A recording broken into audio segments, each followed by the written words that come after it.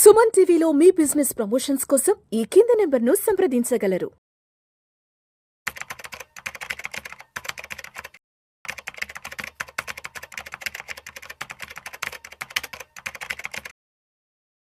నమస్తే, నేను జీవి సత్యనారాయణ.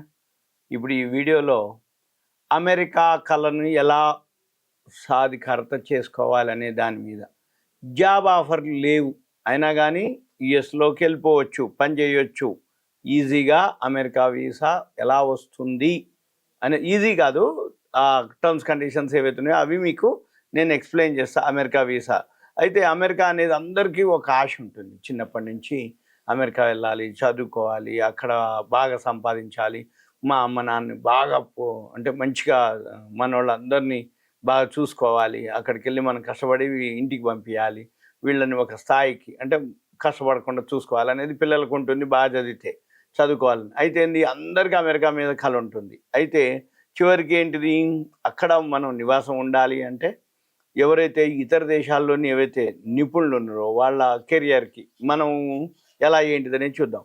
అయితే జనరల్గా ఏంటంటే ఈ ఏదైతే డెవలప్ అవుతున్నటువంటి అంటే ఇండస్ట్రీస్ కానీ అక్కడ బాగా జీతాలు ఎక్కువ ఉంటాయి. తర్వాత పర్మనెంట్ ఉన్నారనుకోండి, అవకాశాలు అక్కడ మంచిగా ఉంటాయి అన్నమాట.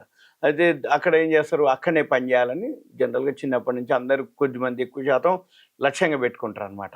పెట్టుకొని ఏం చేస్తారు, వాళ్ళు వెళ్ళటానికి వర్కింగ్ వీసా కావాలి, అది రాదు, అది కష్టం, చదువుకోవాలి, ఎంఎస్ఓ ఏదో చేయాలి, అక్కడ చేయాలంటే ఎడ్యుకేషన్ లోన్ తీసుకోవాలి, దానికి ఎసెట్స్ సెక్యూరిటీస్ పెట్టాలి. లేదు ఇంటి దగ్గర ఏవైతే పొలాలు గిలాలో ల్యాండో ఇల్లు జాగలో ఉంటే, బంగారం ఏదైనా ఉంటే అవి ప్లెడ్జ్ పెట్టో, తనఖా పెట్టో, తాకట్టు పెట్టో, లేకపోతే వాటిని ఎంతో కొంత అమ్మో అప్పుడు మళ్ళీ పిల్లల్ని పైకి పంపించాలి అమెరికాకి.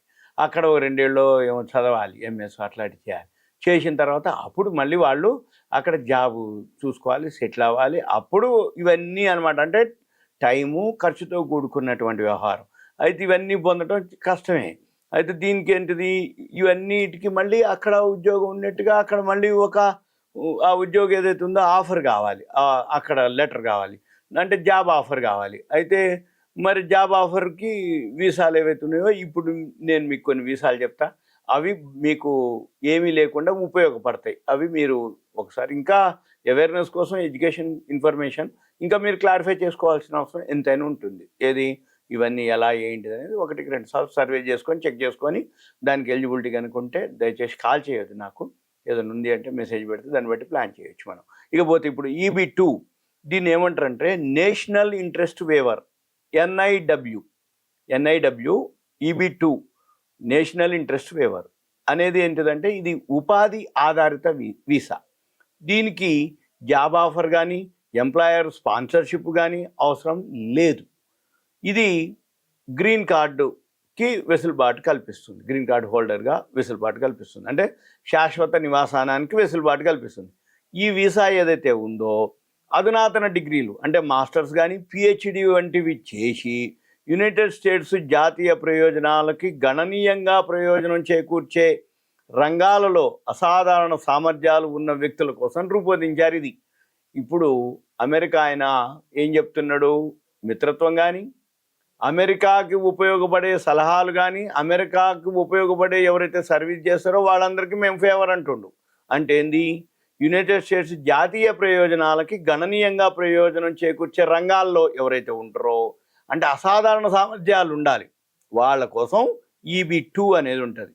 అయితే ఈ EB-2కి ఎవరు ఎలిజిబిలిటీ, ఎవరు అర్హులు అయితే సైన్స్, టెక్నాలజీ, ఇంజనీరింగ్, గణితం, స్టెమ్ నిపుణులు అనమాట. అంటే సైన్స్, టెక్నాలజీ, ఇంజనీరింగ్, గణితం, ఈ స్టెమ్ నిపుణులు, కళలు, వ్యాపారంలో అద్భుతమైన సహకారంతో నిపుణులు, జాతీయ లక్ష్యాలను ముందుకు తీసుకెళ్లేటటువంటి సైంటిస్టులు, పరిశోధకులు, శాస్త్రవేత్తలు, ప్రొఫెసర్లు వీళ్ళు దీనికి ఎలిజిబిలిటీ, ఎవరు EB-2కి.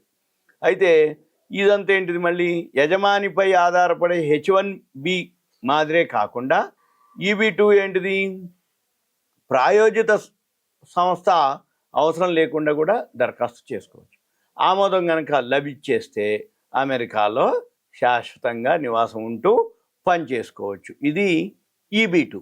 ఇకపోతే O-1 వీసా, O-1 ఈ O1 వీసా అనేది ఏంటిది, ఒక యజమాని నుంచి అక్కడి నుంచి ఒక స్పాన్సర్షిప్ అవసరం లేనటువంటిది.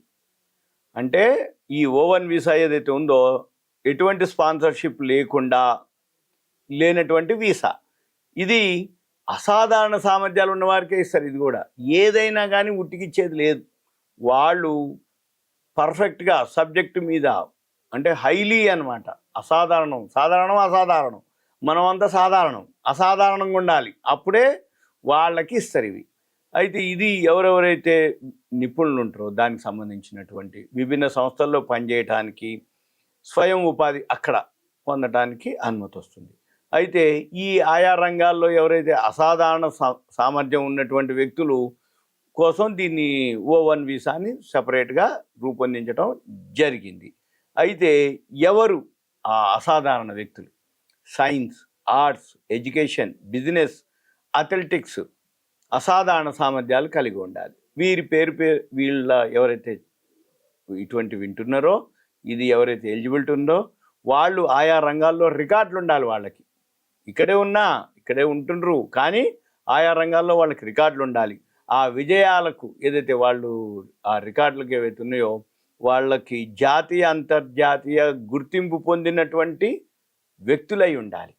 వాళ్ళు జాతీయంగా అంటే ఏంది, ఒలింపిక్స్ లాంటివి కానీ ఏదన్నా వాళ్ళు గుర్తింపు పొంది కనుక ఉంటే వాళ్ళు అంతర్జాతీయంగా అంతర్జాతీయ గుర్తింపు కనుక ఉంటే వాళ్ళకి O1 నాన్ ఇమ్మిగ్రేషన్ వీసా వస్తుంది.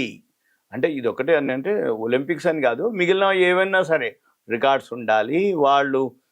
వాళ్ళ విజయాలకి సర్టిఫికెట్లు ఏవైతే మెడల్స్ అసాధారణంగా ఉండాలి. అప్పుడు వాళ్ళకి ఈ O1 visa O1 non immigration visa రావటం జరుగుతుంది. ఇదంతా మీకు ఒక అవేర్నెస్, ఎడ్యుకేషన్, ఇన్ఫర్మేషన్ మాత్రమే. అమెరికా పోవాలనుకుంటాం, నీకు ఎలిజిబిలిటీ ఇప్పుడు చదవడానికి పోవడానికి ఫండ్స్ లేవు కానీ ఆల్రెడీ ఇక్కడ నువ్వు ఒక అసాధారణంగా ఉన్నావు అంటే ఒక సబ్జెక్ట్లో కానీ ఏదన్నా ఉన్నావు, అప్పుడు నువ్వు వెళ్ళొచ్చు. ఇది అనమాట దానికి సంబంధించిన ఇన్ఫర్మేషన్. Okay, thank you. సెలవు.